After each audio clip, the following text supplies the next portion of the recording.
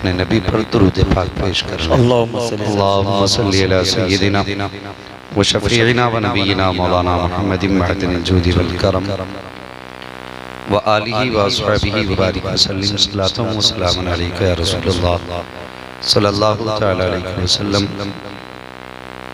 आप हज़रात काफ़ी देर से के बाद दीगरे बेहतरीन अंदाज में नाते पाक बयानात सुनते रहे। थोड़ी देर के लिए मैं भी हाजिर खिदमत हूँ। मिंबर शरीफ पर ये उलमा की नूरानी जमात बैठी हुई है और हम सबके मेज़बानी गिरामी हज़रत अल्लामा मौलाना मुफ्ती मुद्दस्सिर हुसैन साहिब क़िबला ये रिश्ते में हमारे मानवी लगते हैं, तो लाजिम है दुआ इनके लिए भी की जाए, खुसूसी तौर पे अल्लाह इनकी उम्र में बरकत अता फरमाए। चूँकि माशाअल्लाह ये आज की कॉन्फ्रेंस ये महफिल इल्म के हवाले से सजाई गई है। रब कदीर हर घर में इल्म का कम से कम एक दरख्त अता फरमाते हैं। आमीन। ये है दामन, ये है गिरेबां, आओ कोई काम करे, मौसम का मुंह तकते रहना काम नहीं दीवानों का। यही है आरज़ू तालीम कुरान आम हो जाए, हर एक परचम से ऊंचा परचम इस्लाम हो जाए, हर एक परचम से ऊंचा परचम इस्लाम हो जाए।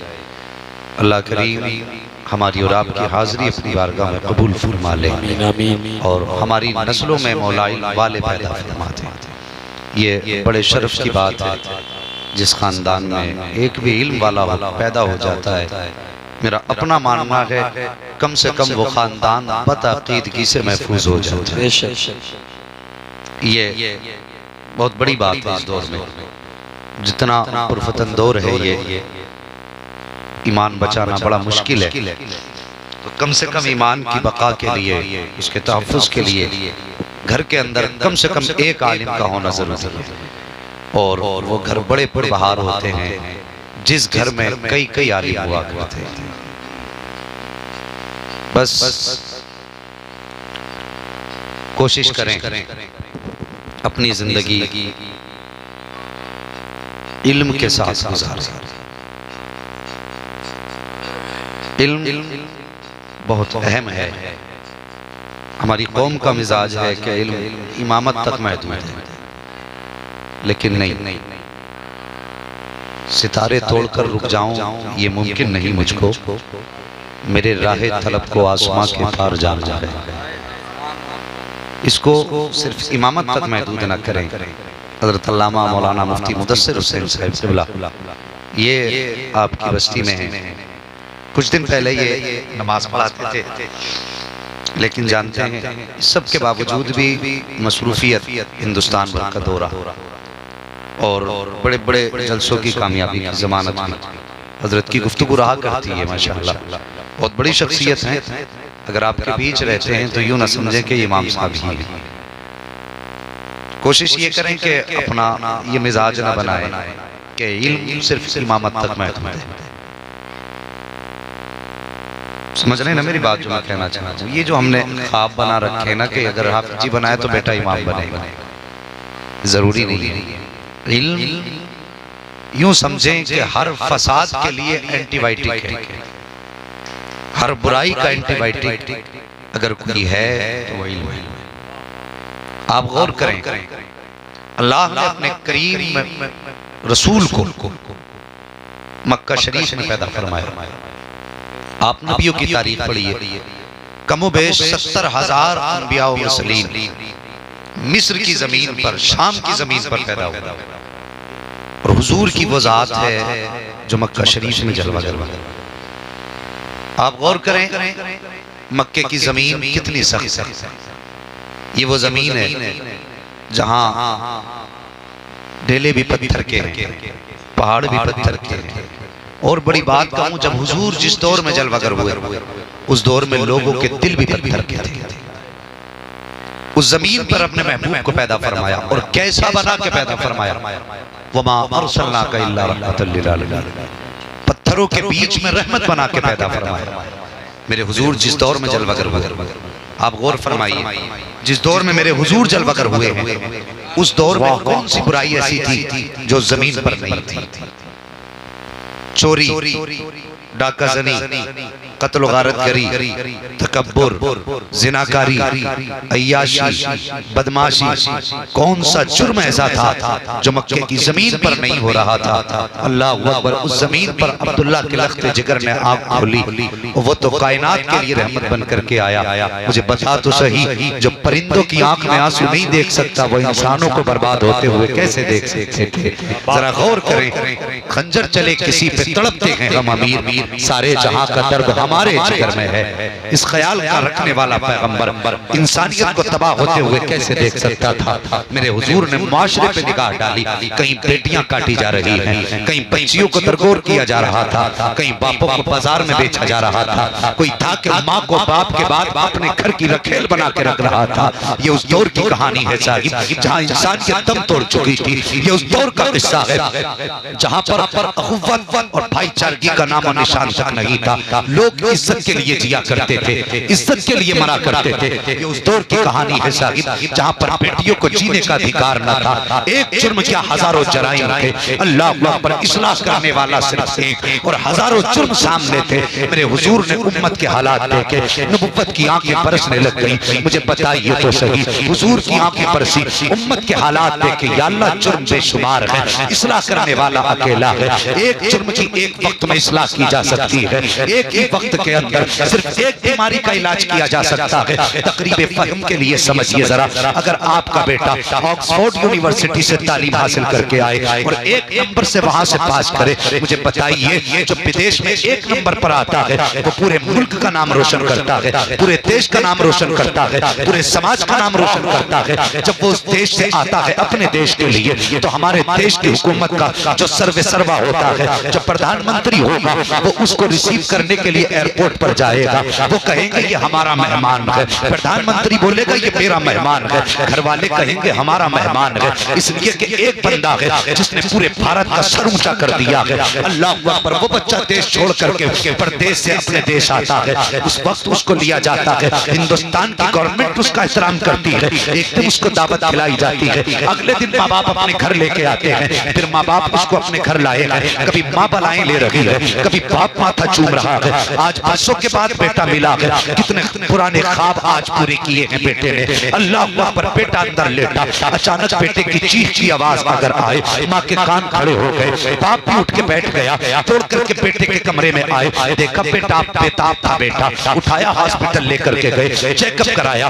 डॉक्टर कहने लगे इसको दिल की भी प्रॉब्लम हो गई है, दिमागी तवाज़ुन भी खराब हो चुका है, इसके मैदे में भी इन्फेक्शन है, इसकी किडनी भी खराब हो चुकी है। अल्लाह अकबर। फिर माँ बाप के प्यार का हाल आप देखिए। फिर माँ बाप क्या करते हैं, डॉक्टर से यही तो बोलते हैं डॉक्टर ऐसा इंजेक्शन लगा दो जिससे मेरा बेटा एक ही इंजेक्शन में ठीक हो जाए, ऐसी खुराक दे दी जाए जिससे सारे मर्ज खत्म हो जाए। लेकिन आपने देखा होगा डॉक्टर भी जवाब देंगे नहीं नहीं, दिमाग का डॉक्टर अलग होता है, दिल का डॉक्टर अलग इलाज करेगा, किडनी का डॉक्टर अलग है, मैदे का डॉक्टर अलग है, हर जगह का डॉक्टर अलग है, अलग अलग इलाज किया जाएगा। तो माँ बाप तड़प जाते हैं प्यारे, कहते हैं इतनी तो बीमारियां हैं, इतना वक्त कहाँ है कि अलग अलग इलाज कराया जा सके। डॉक्टर कोई ऐसा कैप्सूल दे दो जिससे सारे मर्जों का इलाज हो जाए, ऐसा इंजेक्शन दे दो जिससे सारे मर्ज कट जाए। और मुझे पता तो सही, एक बेटे के लिए बाप की बेताबी है, एक औलाद के लिए ये माँ की बेकरारी है। फिर उस रसूल के दर्द का अंदाजा कौन लगा सकता है जो बाप से ज्यादा उम्मत से प्यार करता है, जो माँ से ज्यादा उम्मत से प्यार करता है, जो अपनों से ज्यादा उम्मत के लिए रोया है। जब उसने उम्मत का ये हाल देखा, सजदे में सर रखा, रो के कहा था या अल्लाह कोई ऐसा तरीका दे दे, हजार बीमारियां हैं, इलाज एक वक्त में हो जाए। रब ने महबूब को गारे हिरा में बुलाया और बुलाने के बाद कहा था महबूब सारी बीमारियों के इलाज के लिए एक दवा दे रहा हूँ। वो दवा कौन थी? फरमाया गया इक़रा बिस्मि रब्बिकल लज़ी खलक़, अपने रब के नाम से पढ़िए। गोया रब कह रहा था ए महबूब ये जितनी बीमारियां हैं अगर सबका इलाज चाहते हो इन्हें इल्म की दौलत दे दो, सारी बीमारियों का जनाजा निकल जाएगा। नारे तकबीर, नारे रिसालत मसलके आला हजरत अज़मते मज़हबे इस्लाम हजरत अल्लामा मुफ्ती हम्माद साहब क़िबला उलमाए अहले सुन्नत जिंदाबाद भाई जिंदाबाद। सुभान अल्लाह सुभान अल्लाह। बहुत अच्छा बयान हो रहा है हजरत, जवाब नहीं है भाई, जिंदाबाद जिंदाबाद। क्या बात है, वाह सुभान अल्लाह सुभान अल्लाह वाह। ये एक डोज थी इक़रा की डोज, एक खुराक ने फिर जब खात्मा किया, बता तो सही उस दरसगाह के कभी तलबा को देखो, उनकी बारगाह में पढ़ने वालों की जिंदगी देखो। अल्लाह अकबर। हजरत उमर फारूक आजम की जिंदगी देखिए, हुजूर की दरसगाह में बैठे हैं, फिर कैसा इल्म आपने हासिल किया। और मैं तो अक्सर कहा करता हूँ सोशल मीडिया के जरिए ये बात दुनिया तक जानी चाहिए, जो लोग अबू बकर सिद्दीक के खिलाफ भौंकते हैं, जो हजरत उमर फारूक आजम के खिलाफ भौंकते हैं, मैं कहता हूँ ज़बान को लगाम दो। याद रखो, अगर शागिर्द नाकाम होता है तो नाकामी का सबब उस्ताद को ठहराया जाता है। तुम कहते हो अबू बकर ने गसब किया था, इस कुर्सी को उन्होंने छीन करके कब्जा किया, मुझे बता तूने कैसे सोच लिया हुजूर की दरसगाह का तालिब इल्म हो, हुजूर की दरसगाह का पढ़ने वाला हो और वो गसब की नियत रखता हो, वो झूठ बोलने का ख्याल रखता हो। खुदा की कसम, नबी की बारगाह के बैठने वाले अबू बकर की तो बात छोड़ो, उनकी दरगाह उनकी दरसगाह में आने वाले बिलाल का कोई मुकाबला नहीं कर सकते हो। खुदा की कसम उठाइए तारीफ, जब उस दरसगाह में हुजूर ने बैठाया, कैसे सख्त दिल के आदमी थे हजरत उमर फारूक आजम। अल्लाह अकबर, कोई सामने बात नहीं कर सकता था, ये जलाल था। लेकिन जिस दिन से हुजूर के कदमों में आके बैठे हैं, लोग कहते थे कि जितनी करीम तबीयत हमने उमर की देखी है, इतना करीम तबा कोई नजर नहीं आता है। उनकी दरसगाह का कमाल था, जिसने पत्थर को मोम बना दिया। और मुझे बता तो सही, मुझे बता तो सही, जो बेटियों को कत्ल करने में शर्म महसूस नहीं करते थे, आज वो हुजूर की दरसगाह में बैठने के बाद कहते हैं या रसूल अल्लाह, अगर चलते हैं तो कदम देख के रखते हैं, कहीं चूंकि न दब जाए।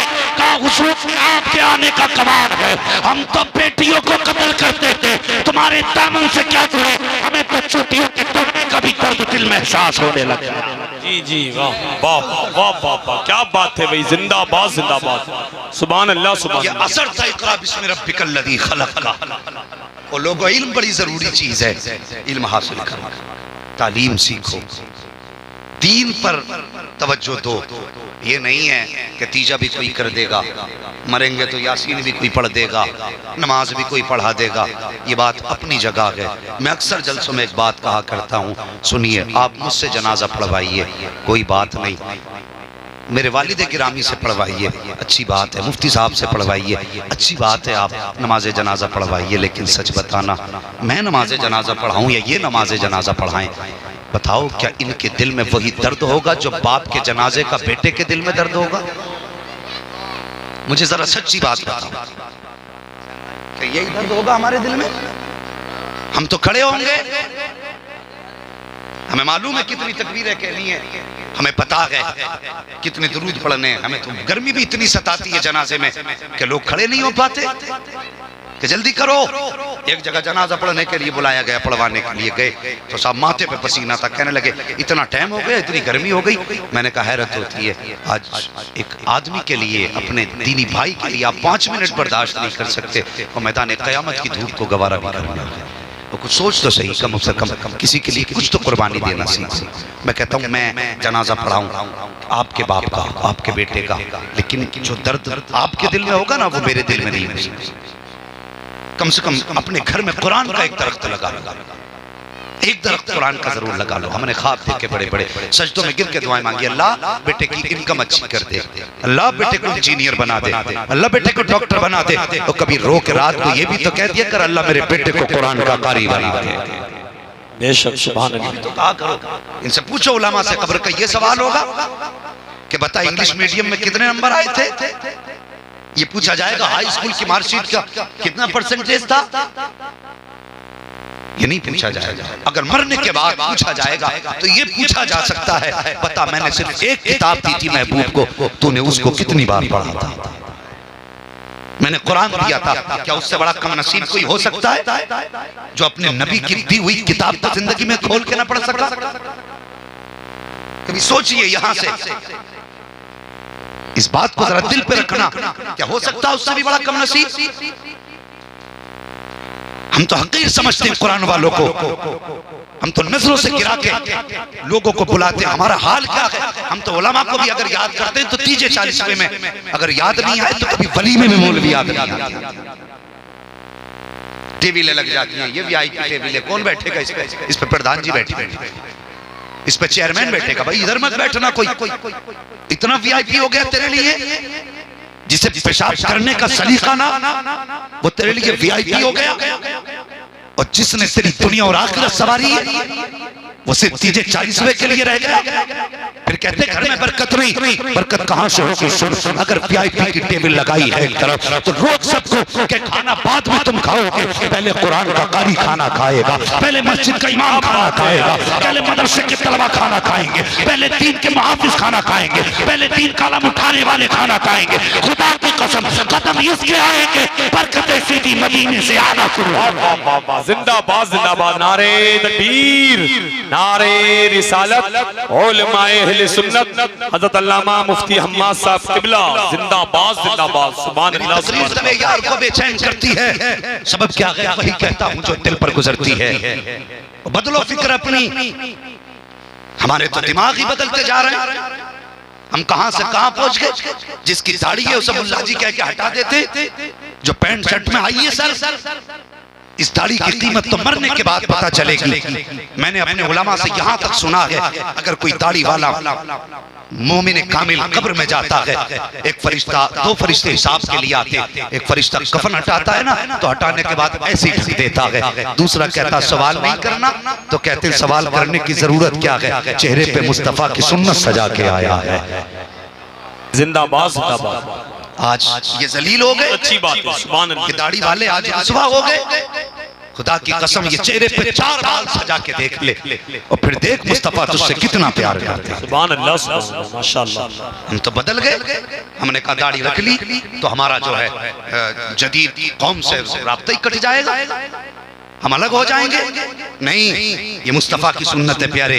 जिस जगह खड़ा होगा लोग इज्जत की नजर से देखेंगे, जहां भी खड़ा होगा इज्जत की नजर से देखा जाएगा।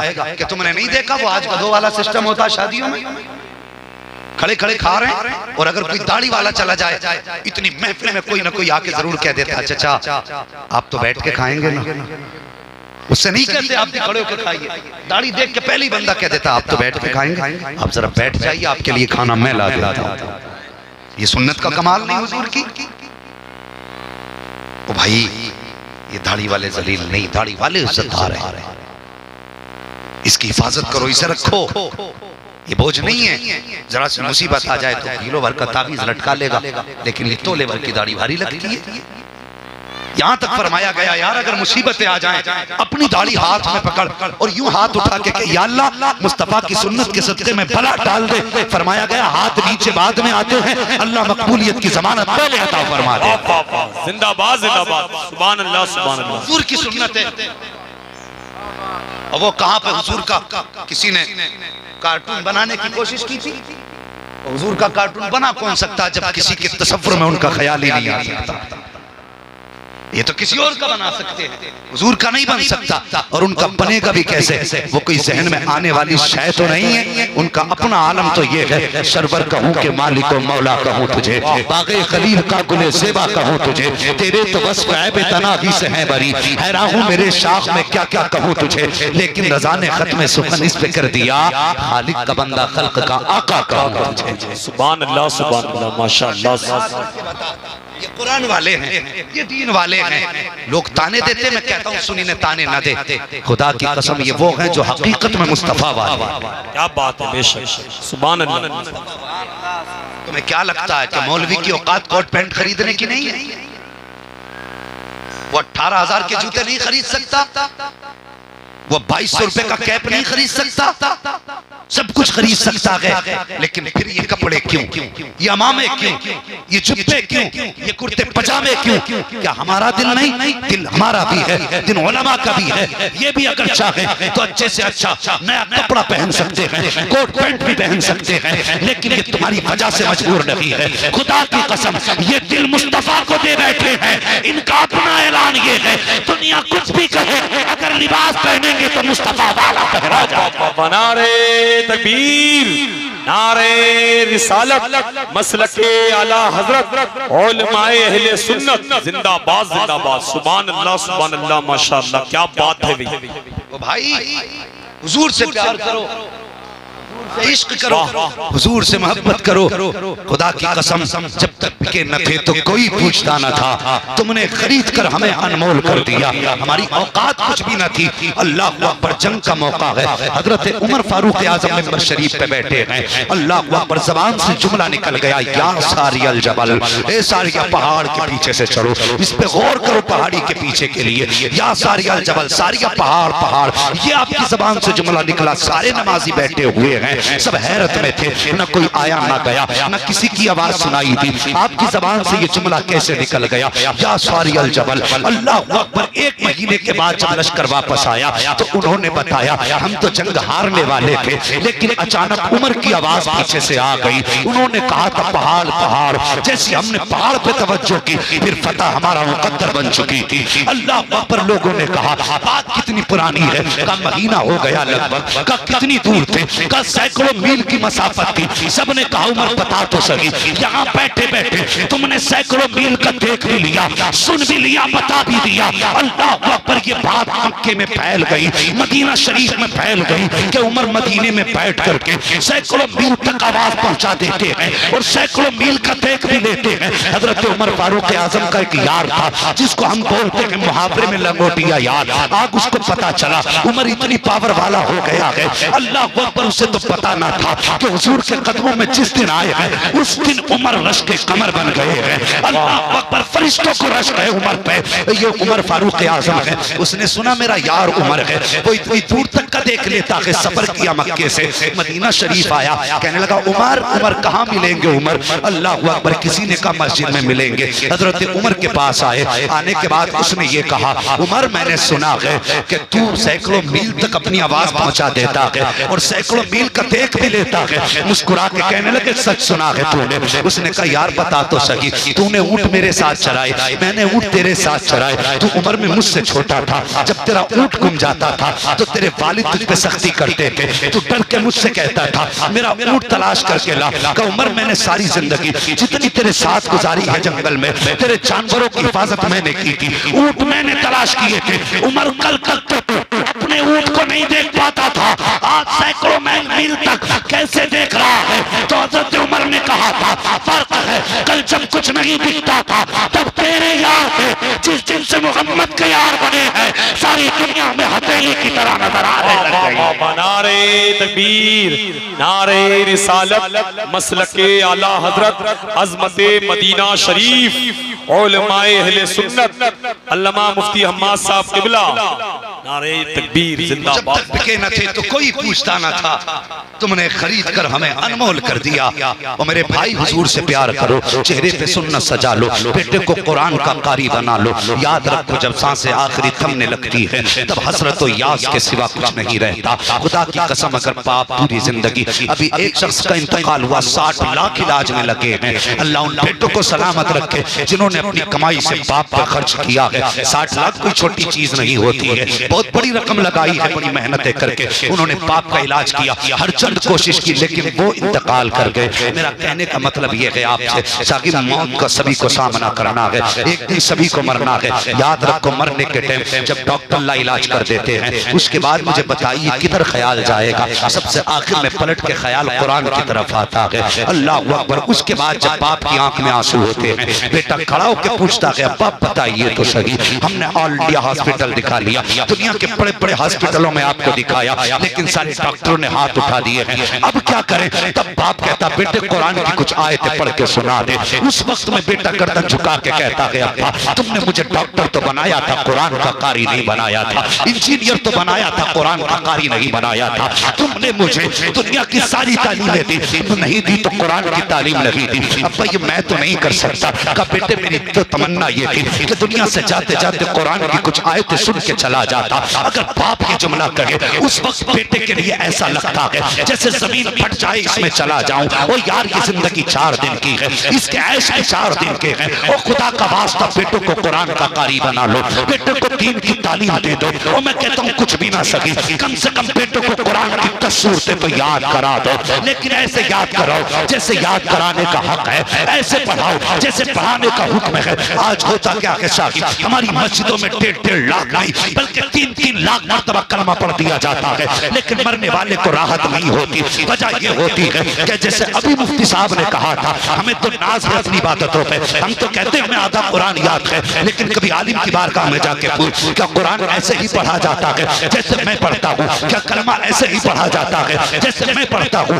यही वजह है साहिब, तलफ्फुज़ बिगड़ चुके हैं, अदायगी खराब है, 3 लाख मरतबा चने हो जाते हैं, मरने वाले को कोई फैज नहीं होता है। जबकि बताया तो ये गया कि 1.25 लाख कलमा पढ़ करके मरने वाले को बख्श दिया जाए तो उसके गुनाह बख्श दिए जाते हैं। आखिर हुआ क्या है, 3 लाख मरतबा कलमा पढ़ा गया है, लेकिन कोई फायदा नहीं हो रहा है। वजह यह है कि हमने उलमा से दूरी इख्तियार कर ली है, हमने इंटरनेट से तो दीन सीखा है, अगर नहीं जा पाए तो मस्जिद के इमाम के पास तक नहीं जा पाए। हमने शरीयत सोशल मीडिया से सीखना शुरू कर दी है, अगर नहीं गए तो काम पास के रहने वाले कुरान के कारी के पास नहीं गए। तो याद रख प्यारे, तुम्हें जिंदगी की आखिरी घड़ी में भी अगर काम आएगा तो कुरान वाला काम आएगा। अपने बच्चों को कुरान की दौलत दे दो, दीन की दौलत दे दो, खुदा का वास्ता। और कभी कभी अपने घरों में जब बैठा करते हो, अपनी बीवी से दिन भर का हिसाब लेते हो, तो ये भी कहा करते हो बता दिन कैसा गुजरा है, ये भी कहते हो बता खर्चे कहाँ कहाँ हुए हैं, कोई मेहमान आया था तो खर्च कहाँ से किया था। और यार जब ये बातें किया करो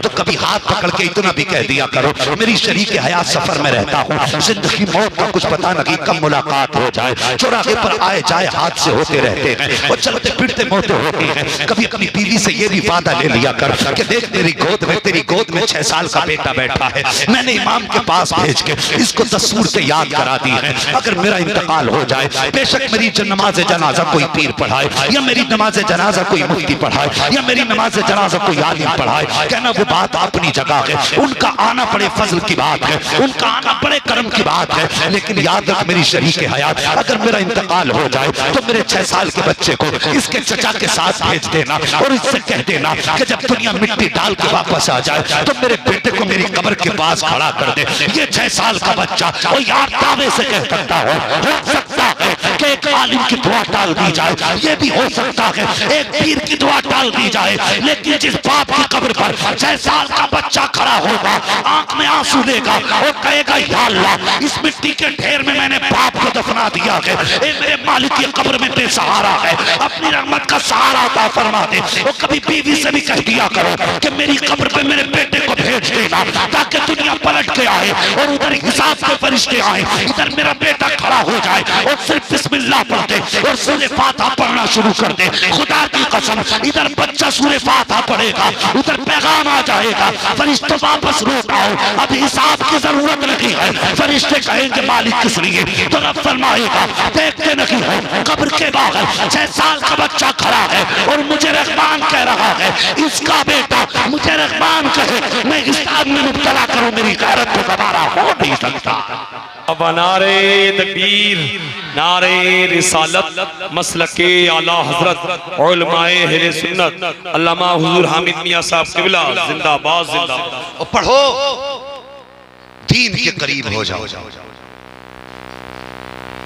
फरमाया गया खैरुकुम मन तअल्लमल कुरआन व अल्लमहु, तुम में सबसे बेहतर वो है जो कुरान को सीखे और कुरान ही सिखाए। ये कोई छोटा कर्म नहीं। आज हमारे पास इंग्लिश मीडियम के लिए तो टाइम है, 3-3 घंटे ट्यूशन में तो हम दे सकते हैं, लेकिन जब मस्जिद के इमाम के पास 20 मिनट के लिए भेजते हैं और 2 मिनट ज्यादा हो जाए फोन आ जाता है, पता नहीं बच्चा ट्यूशन जाएगा, 2 मिनट लेट कर दिया। हमारे बच्चे ये समझ गए अहम कुरान नहीं, अहम इंग्लिश है।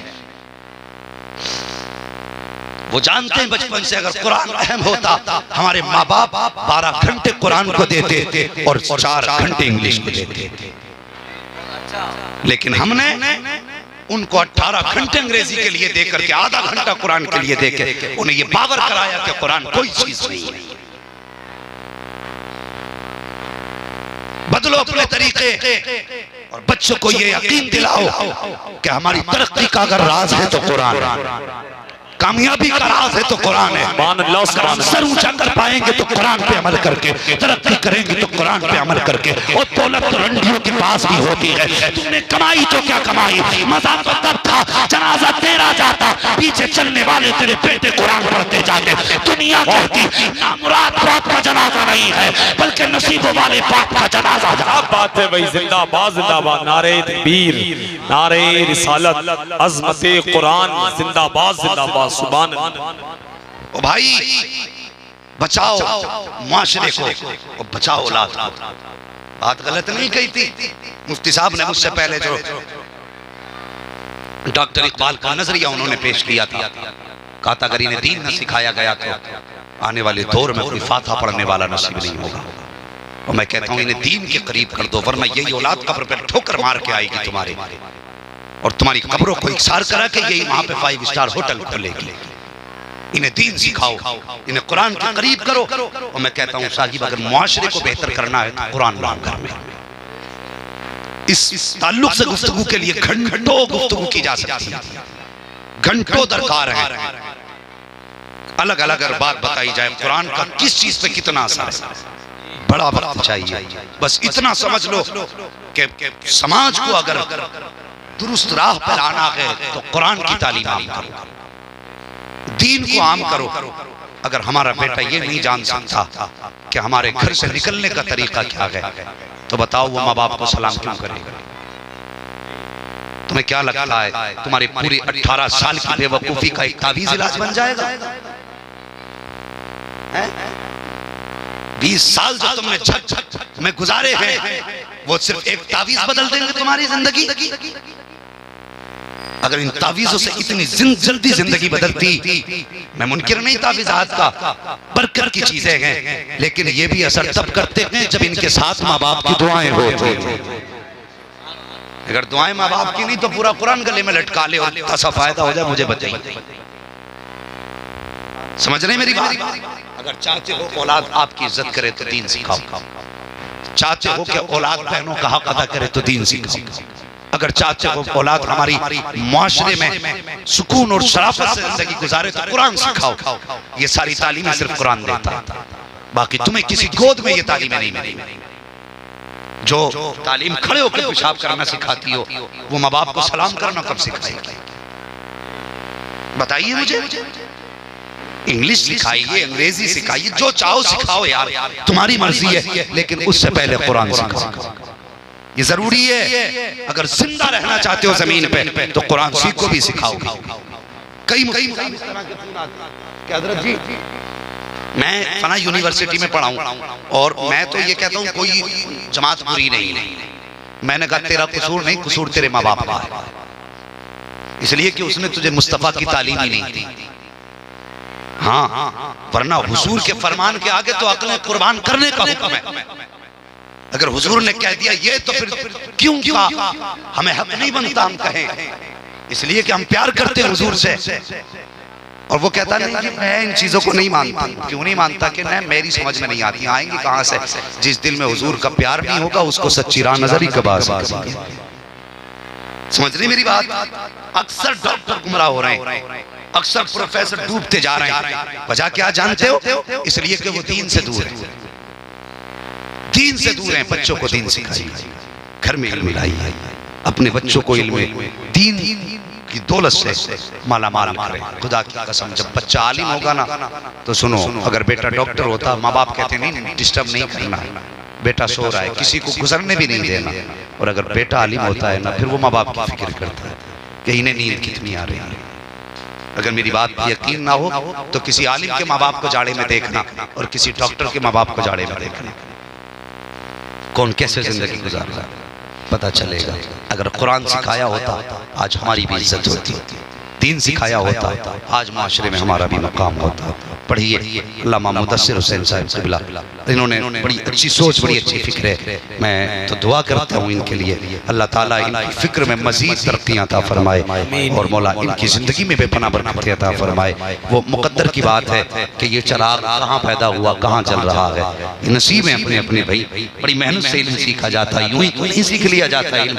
इनसे पूछो जिन्होंने इल्म सीखा है, वो माँ बाप की बरसों की जुदाई, वो माँ बाप की मेहनतों की दी हुई कमाई, जब हम फोन करते थे 1,000 के लिए तो कैसे कैसे करके हमारे बाप हमें पैसा भेजते थे, ये हम जानते हैं, हमारे माँ बाप जानते हैं। और कभी तुम भी तो सोचो इस बारे में, इन्होंने बच्चों को जवान किया, पढ़ाया, चाहिए तो ये था अपने घर पे रखते, लेकिन इजाजत दी थी जा बेटे जहाँ जरूरत हो वहाँ दीन का काम कर। इनसे पूछिए ये रहने वाले कहाँ के हैं, इन्होंने शमा कहाँ जलाई है, वजह सिर्फ इतनी है तुम्हारे लिए नहीं, अगर जलाई हो तो मदीने वाले मुस्तफा के लिए जलाई है। कयामत में हुजूर पूछे मुदस्सिर बता क्या करके आया है, कम से कम सर उठा के कह देंगे हुजूर जिस जगह पर कुरान के पढ़ाने का इंतजाम न था वहाँ पे एक इदारा कायम करके मैं दीन फैला के आ गया। नारे तकबीर, नारे रिसालत, मसलके आला हजरत, अज़मते मज़हबे इस्लाम जिंदाबाद। इनका हौसला बनिए, इनका बाजू बनिए। मैं इनकी बात नहीं करता, जहां भी कुरान वाला खड़ा हो जाए वो दुकान था लगा के खड़ा हो। दुनिया ये समझती है कि हम मदरसों को अपनी निधि पे चलाते, ओ खुदा की कसम ये गरीब उम्मत हुजूर की जहाँ खड़ी हो जाए वहाँ बैंक फेल हो जाती हैं। और हम तो वो हैं यार, हमारा मिजाज तो ये है कि गर्दन में हाथ डाले हैं माहो नजूम ने, गुजरा गई इन हाथों से मुसलमान कभी कभी, दीवान कान इश्क मोहम्मद को देखकर घबरा गई है गर्दिशे दौरा कभी कभी। हमारा मिजाज ये लगे खड़े हो जाओ जब भी कहीं मदरसे का या दीन का नाम हो, जब भी कुरान की बारी आए और मौलवी से आगे बढ़ के कह दो हजरत कुरान पढ़ाना तेरा काम है, कांधा लगा के आगे बढ़ाना हमारा काम है। खुदा की कसम कयामत के दिन अगर कुरान पढ़ाने वाले बख्शे गए, कुरान पढ़ने वाले बख्शे गए तो फिक्र मत करना, जब ये जाएंगे अकेले नहीं जाएंगे, तेरा हाथ पकड़ के तुझे भी जन्नत में लेके जाएंगे। हाँ पढ़िए, इनका बास बनिए, हिम्मत बनिए, अपने बच्चों को कुरान सिखाइए, सिखाएंगे ना इंशाअल्लाह। बोलो इंशाअल्लाह। आखिरत का इंतजाम कर लो, चेहरे पे सुन्नत सजा लो, कुर्ता पजामा पहने कर लो, ये हुजूर का तरीका है, जो हुजूर को पसंद लिबास है वो पहना करो। हाँ वरना जिंदगी तो साहिब गुजर ही जाएगी। माशाअल्लाह। ये क्या नाम है आपका? मरहूम नईम। हाँ मरहूम नईम खान, इनके साहबजादे ने 1,000 रुपए माशाअल्लाह सुभान अल्लाह मदरसे के लिए पेश कर दिया।